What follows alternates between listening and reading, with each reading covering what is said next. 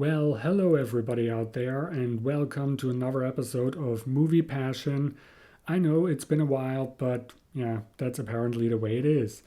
So, in today's video, I want to talk a little bit about kind of like one of the strangest and most interesting dark future cyberpunk science fiction movies of all times, and maybe also one of the strangest Christmas movies of all times. So, yeah, in today's video, I want to talk a little bit about Nirvana. So, first of all, let's talk about whether or not this is a Christmas movie. So, there is this debate on the internet about what makes a Christmas movie a Christmas movie. Is it only a Christmas movie if the movie is about Christmas, or could it also be a Christmas movie only because it takes place during Christmas or during the Christmas season? I mean, there are some people that say that even movies like The Shining or Die Hard could be considered Christmas movies. So I would say if Die Hard is a Christmas movie, so is Nirvana, because Nirvana takes place during the last 3 days before Christmas. So, yeah, I would say it's kind of a Christmas movie, and it's nice to have like a dark future cyberpunk science fiction movie that you can watch during the Christmas season. It's kind of a weird experience in a way, but yeah, I really like that, and I really like doing it. I like watching this movie on Christmas or during the Christmas season. Yeah, I really like that. Another interesting thing about this movie is yes, it takes place somewhere in the future, but it doesn't really, at least to my knowledge, it doesn't really tell you when exactly. So we don't really know the exact year that this movie takes place, which I find really interesting because it means that there is never the point where you say, okay, it used to be the future, but now it's the past. So basically, even if you watch this movie like 20 years from now on, you could still say that it might be the future, even if some of the technology still looks very outdated. But yeah, I like that. I like the fact that they don't tell you the exact year. So, what is this movie all about? The movie is about this video game programmer named Jimmy who works for this really big and kind of ominous company called Okosama Store. Apparently, he is programming a new video game every single year, which I find very weird and very odd because it's hard to imagine a single person programming an entire blockbuster video game all by himself. I mean, when you think about everything that goes into making a video game, like the programming and the character designs, the storyboards, the sound design, and all those kinds of things, it's very hard to imagine that all of this could be done by one person. I mean, it's okay if we talk about small indie games, but it becomes very unrealistic or unbelievable when it comes to really big blockbuster video games, especially if it's like open world video games. But yeah, that's apparently the way it is. He makes a new video game every single year, and the game that he is currently working on is Nirvana, just like the movie. Hint, hint. Yeah, apparently the game is supposed to be released on Christmas, but it's not quite finished yet. So Jimmy has 3 days to finish that game. And it wouldn't be so much of a problem if there wouldn't be a big problem. And the problem is that apparently this video game got infected with a computer virus. And that virus has caused the main character of the game, named Solo, to become sentient or to become self aware of some sort. Solo doesn't really know who he is or where he comes from or what he has to do. But then there comes the point where he gets shot and then he responds just like a video game character does. But he can remember everything that happened before he died. And he already realized, okay, that's not normal. It's not normal to die and then live again. And apparently, it seems as if everything has been reset, and nobody around him seems to remember anything that happened before he died. So he starts to think about it, and he also gets the feeling that somebody is controlling him or somebody might be watching him, and that all of this could be like the doing of some kind of a creator of some sort. The interesting thing is that all of this happened before Jimmy activated the game, which basically means that the game had to run somewhere. I don't know where, I don't know why, but apparently that seems to be the way it is. Another thing is, it's very interesting when you think about that virus, because a virus, a computer virus, is a piece of software. You know, it's basically just a program. It's something that has to be programmed so that it does what you want it to do. You know, a virus infecting a video game and causing the main character to become self aware.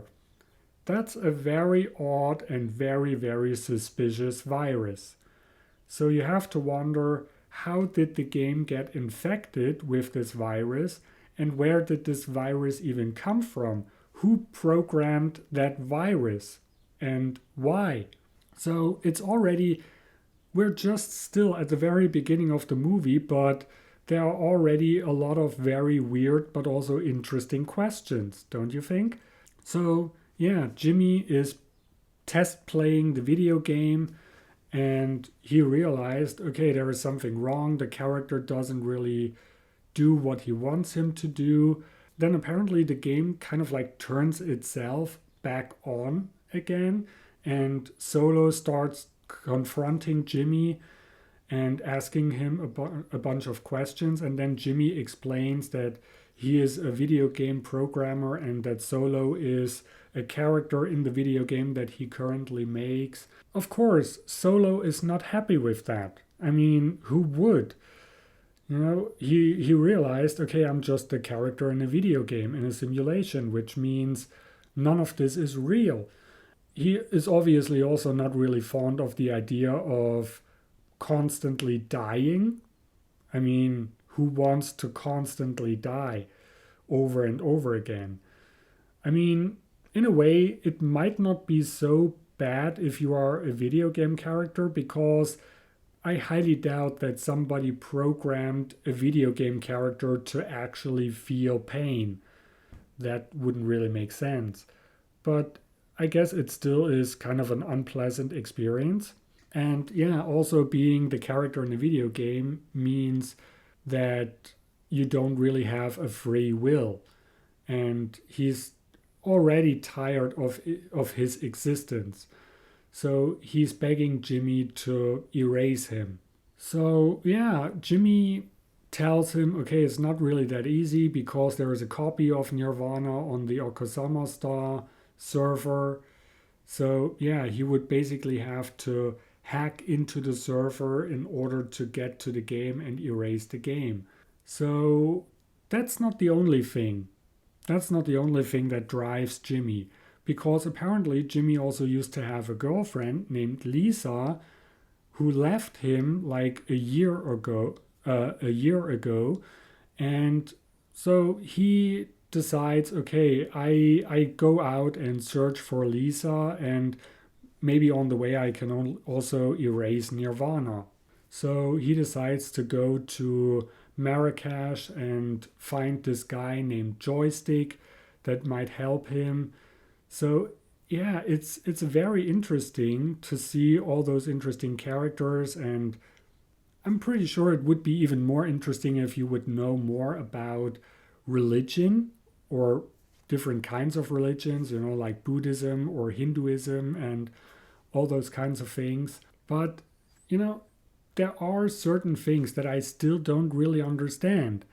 I mean, I don't want to spoil too much, so I know how the movie ends. And yeah, this is also something that's quite interesting about this movie, that we can always see various different clips throughout the entire movie. We can see clips that are from the end of the movie.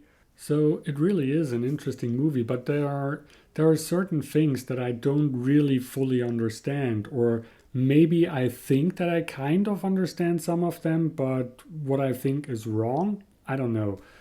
So for example, what I don't really understand is, why does Jimmy always feel the need to constantly update Solo about the things that he does? What's the point of this? Why does he think that Solo should need, or why does he think that Solo should need to know those kinds of things? I don't really understand that. And the thing is this, we can see that Jimmy is always carrying around a little disc. And by the way, no, this is not just a small CD. I mean, if you have subscribed to my channel, you probably already know what it is, because I talked about it way back in one of my other videos. So this disc is actually a small mini disc, only without the mini disc cartridge. And I always thought that this would be kind of like a local copy of Nirvana. But for some reason, every time he starts the game, it looks as if the game has already been running all that time. I mean, he even asks Solo why he left the house, and he explains to him that he has now entered the second level or the second stage of the game. So even though Jimmy is carrying around a copy of Nirvana, it seems as if the game is still constantly running, even if Jimmy is not playing that game.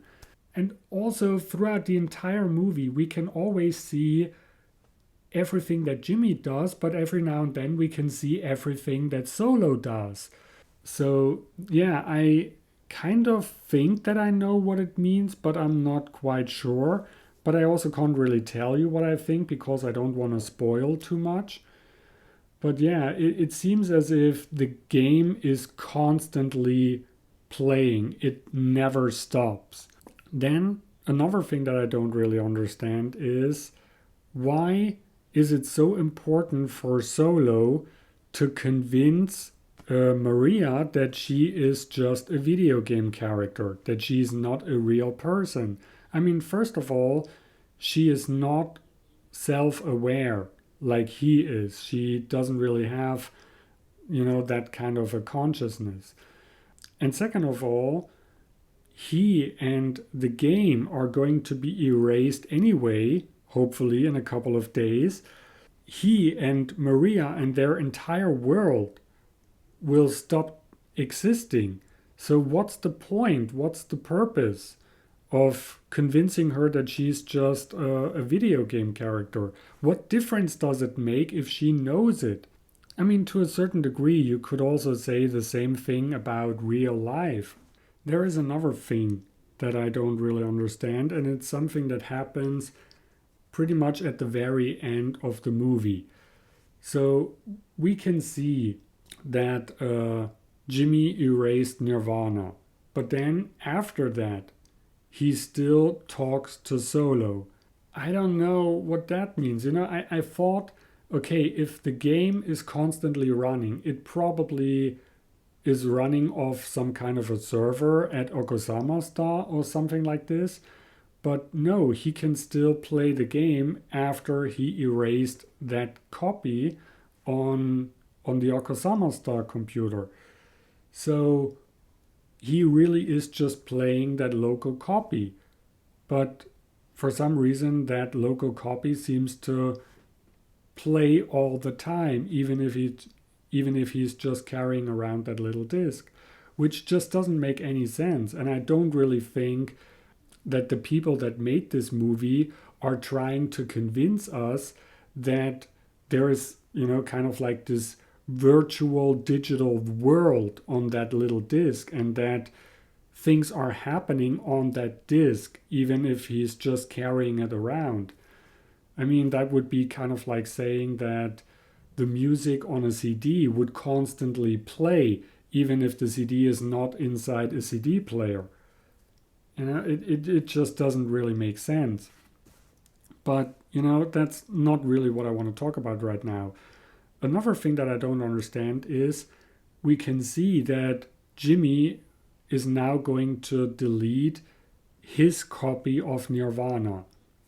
So he clicks on yes, and then we see those weird effects and that weird distortion. So it looks as if the game is being deleted. But then all of a sudden it says cancelled. Why does it say cancelled? What is it that has been cancelled at this point? Did Jimmy somehow cancel the deleting process, or is it just some kind of a weird error of some sort, so that they wanted to say deleted but instead they used the word cancelled? I don't know, but it's something that seems very weird, and I just don't understand what this is supposed to tell us. And then also another thing that I don't really understand is the whole thing about Okosama Star. So apparently this company isn't just a video game company. It seems to be like a really big and really powerful company. I mean, all the authorities seem to trust that company and everyone that is working for that company. So there are many times in that movie where Jimmy is using Okosama Star to get out of various different situations, like, okay, the authorities or the cops, they really trust everybody that is working for Okosama Star. So apparently this company is very big and very well trusted.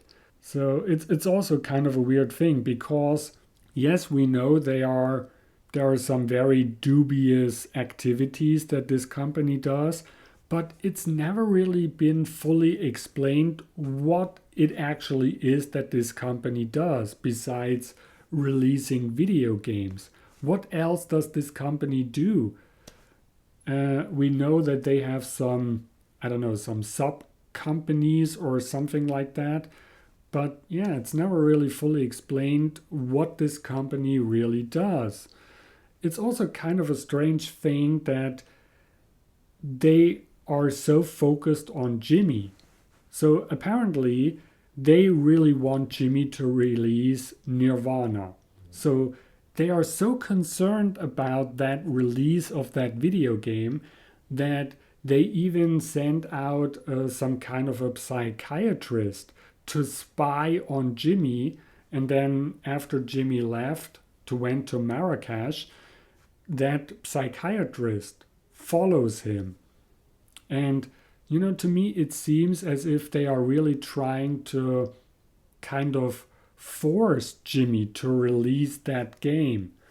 Why is that so incredibly important for that company?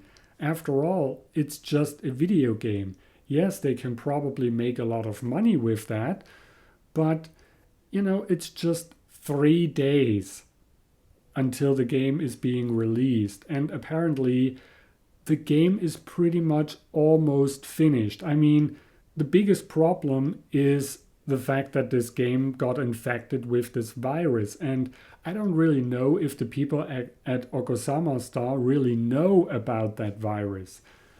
They don't seem like the kind of company that don't want to release an unfinished game. I mean, come on, that's something that many video game companies nowadays do, and there is always the chance to deliver some kind of an update or a patch of some sort. And I don't think that Jimmy would be the only person capable of finishing this game. I mean, there must be other video game programmers, right?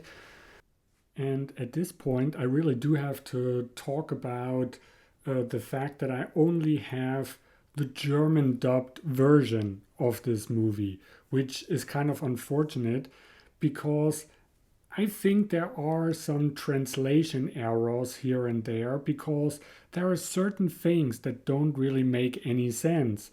So, for example, after Jimmy, after Jimmy got followed by that psychiatrist, Joystick is holding that psychiatrist, and the psychiatrist says that he comes from, or that he was sent from Okosama Star Games.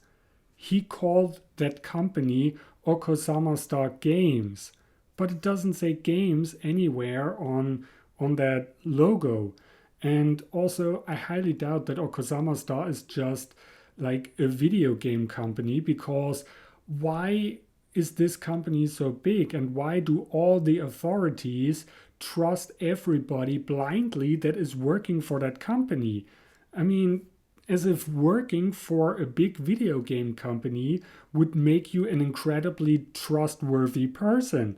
It just doesn't make sense. So I really want to know if he really said Okosama Star Games in the original version of that movie. But that's not the only thing. Later, he also says that he wants Jimmy to give them his video game, his new video game. So in the German version, it sounds as if Okosama Star doesn't even has that game yet. And this wouldn't make any sense because why would Jimmy say that they do have a copy of that game on their computer when in reality they don't have it and they want him to give them this new game? It just doesn't make sense. I mean, we can also see that he is hacking into the system and erasing that game from their computer or from their server. So why does this psychiatrist want Jimmy to give him that game? It just doesn't make sense. So I really think that this is some kind of a translation error at this point. But I would really like to know if I'm right or if there is something else that I'm missing, if that entire thing really doesn't make any sense. But there have been some other translation errors because there's this other scene where Jimmy and Joystick are stealing a truck. And apparently there is some kind of a fax machine inside that truck. So they get a fax from the original owner of that truck. And apparently, if you freeze frame the picture, you can see that the fax is actually in German. And, when Joystick is reading that fax to Jimmy, there are certain things that are not really right. So, for example, on the original fax, it says that he wants to use their testicles to make some kind of a keychain out of it.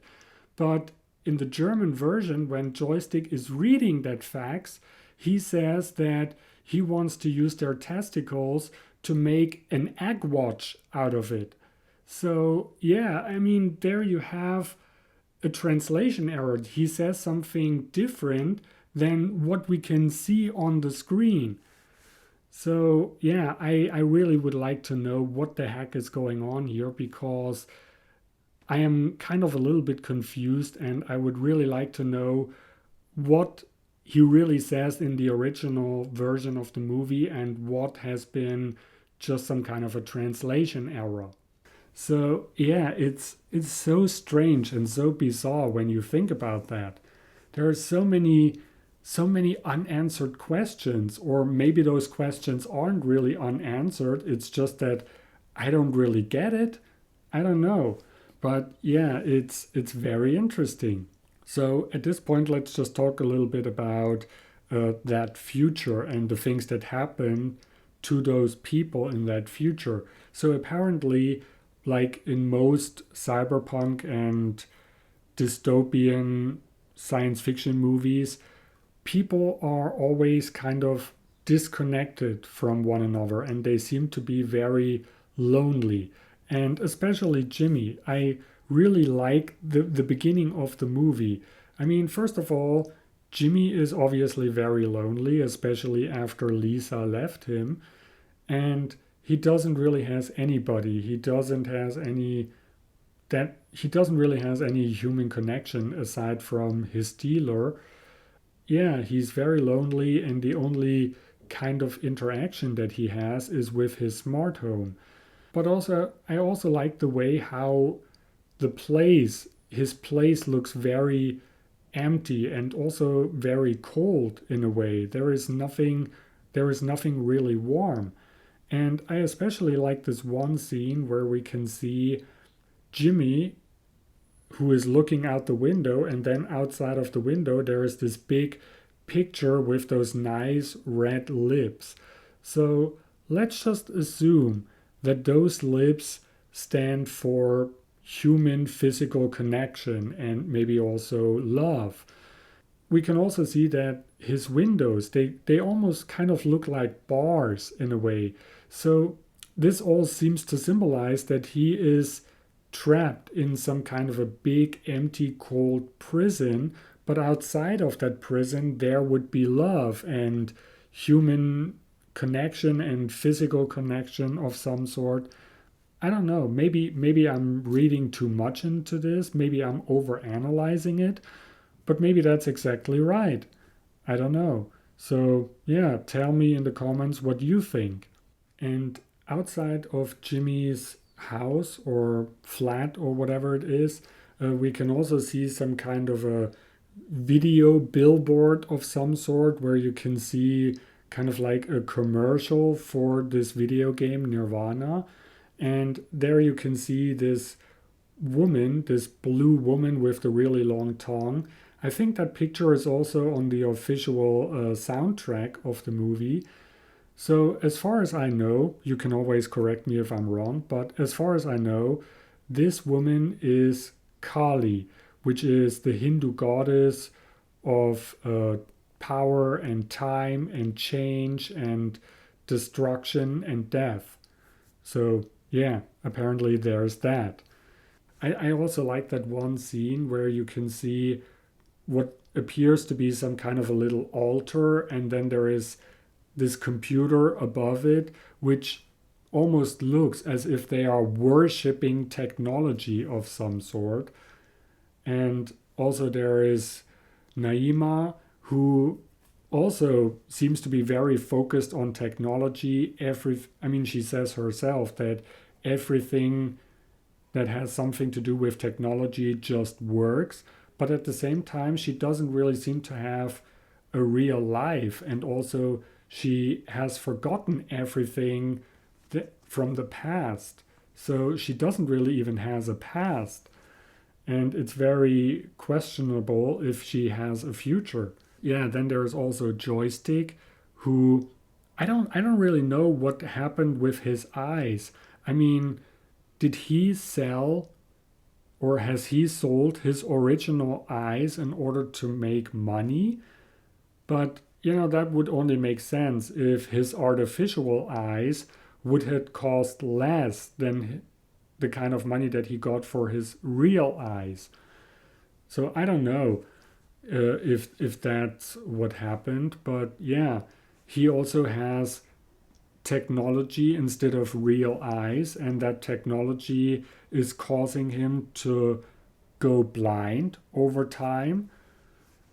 So, yeah, I don't know if that is supposed to tell us that we are being blinded by technology and that we are constantly looking at the world through the eyes of technology. We are constantly looking at screens instead of the real thing.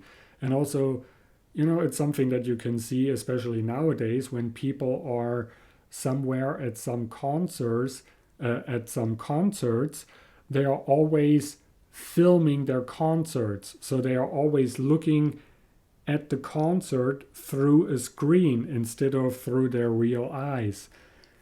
So it's kind of a weird thing when you think about it. So maybe there are some things that are different compared to the English American version when it comes to certain words that they use. But when it comes to the words that they use, it kind of reminds me a little bit of modern day zombie movies or TV shows like The Walking Dead, where everybody is trying so hard not to use the word zombie, which to a certain degree sometimes gets a little bit annoying or a little bit frustrating.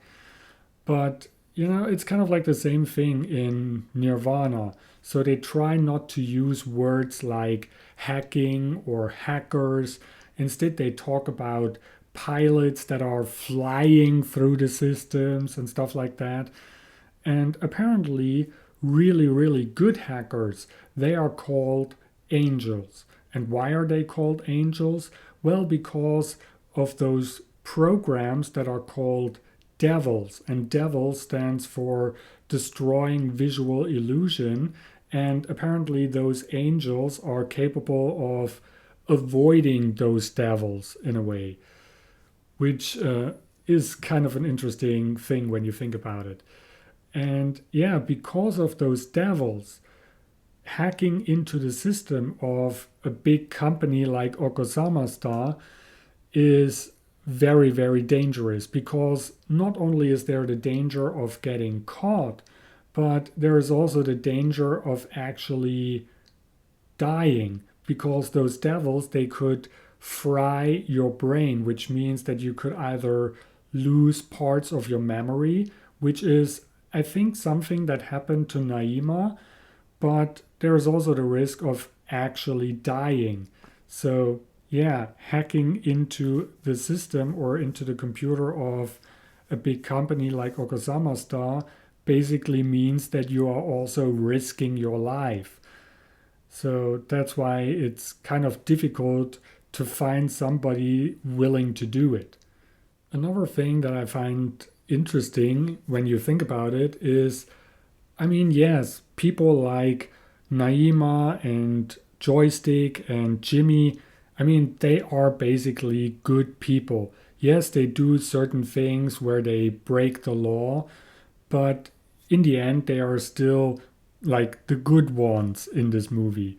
But still, I would say that Solo is like the most likable character in the entire movie, in my opinion. He's like the most charismatic, and yeah, I really like that guy.